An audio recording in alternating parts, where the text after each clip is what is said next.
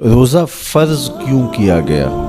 सवेर से लेकर शाम तक सब कुछ होने के बावजूद भूख और प्यास में वक्त गुजारना और मुयस्सर होने के बावजूद एक घूंट भी हलक से नीचे न उतरने देना, आखिर इसमें क्या हिकमत थी? तो ये बात अच्छी तरह से हमें समझ लेनी चाहिए कि ये सिर्फ खाने पीने को तर्क कर देना ही नहीं है, बल्कि उन मकासद जलीला के हुसूल के लिए रोज़ा रखा जाता है जो मोमिन की ज़िंदगी का मकसूद है।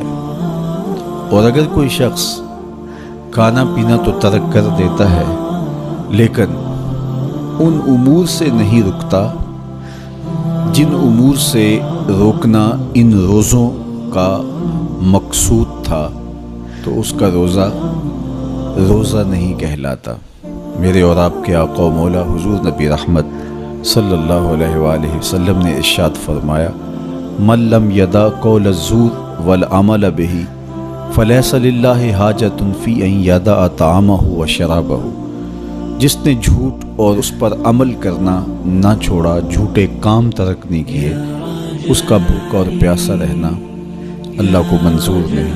अल्लाह को कोई ज़रूरत नहीं कि वो भूख और प्यास काटे। रोज़े में तो उन उमूर से भी रोक दिया गया जो उमूर आम ज़िंदगी में जायज़ थे, जो मशरू थे, मुबाह थे, लेकिन रोज़े में उन जायज़ मुबाह उमूर से भी मना कर दिया गया। तय्यब और ताहर खाने, खूबसूरत मशरूब, उनसे रोक दिया गया। आप आबे ज़मज़म भी नहीं पी सकते जबकि वो मुतबर्रक पानी है।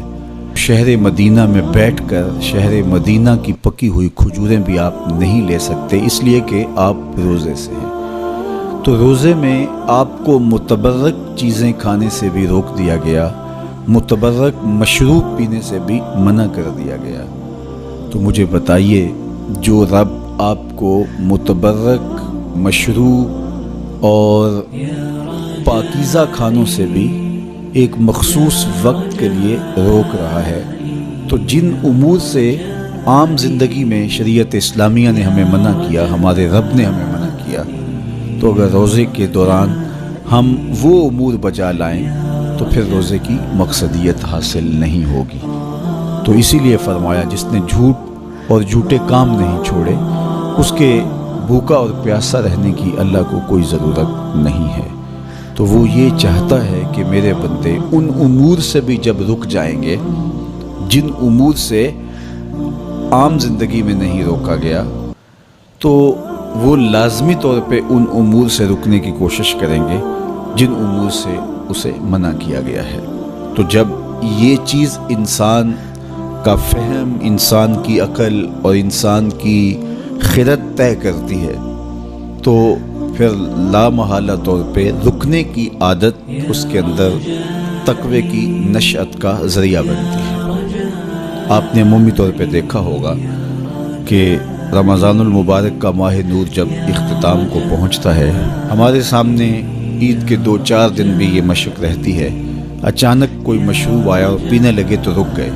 वो कहीं हमारा रोज़ा तो नहीं, लेकिन फिर ख्याल आता नहीं हम रोज़े तो नहीं हैं, आज तो ईद का दिन है, तो हम पी लेते हैं। चूँकि पूरा महीना दिन भर हम मशरूबात से रुके रहे और आज भी दिन के उजाले में हमें पानी दिया गया तो एकदम हमें झिझक पैदा हुई, लेकिन फिर हमें याद आया कि अब रोज़े बीत गए हैं और मैं रोज़े से नहीं हूँ। तो जो चीज़ जायज़ और मशरू थी, एक वक्त के लिए उस चीज़ से भी हम रुके, तो हमारी तबीयत के अंदर ये मलका पैदा हो गया कि हम उससे रुकने का मिजाज पैदा कर लेते हैं। तो अगर हम उन उमूर से रुक जाते हैं जिनको शरीयत इस्लामिया ने मना किया हुआ है, तो फिर दोबारा जब उसको करने लगते हैं तो फिर हमारा हाथ भी रुकेगा और फिर हम मुस्तकिल अपने हाथ को रोक सकते हैं कि हाँ मियाँ, ये रोज़े में भी चीज़ें मना थी और रोज़े के बाद भी ये चीज़ें हमारे ऊपर मना है। तो एक मलिका पैदा हो जाएगा उन उमूर मनहियात से रुकने का, उनसे बाज रहने का। तो गोया یہی تقوی ہے کہ جو اللہ جل شانہ نے ہمارے اوپر حرام کیا ہے اس سے ہم رک جائیں، جس کام کے کرنے کا حکم دیا ہے اس کام کو ہم بجا لائیں۔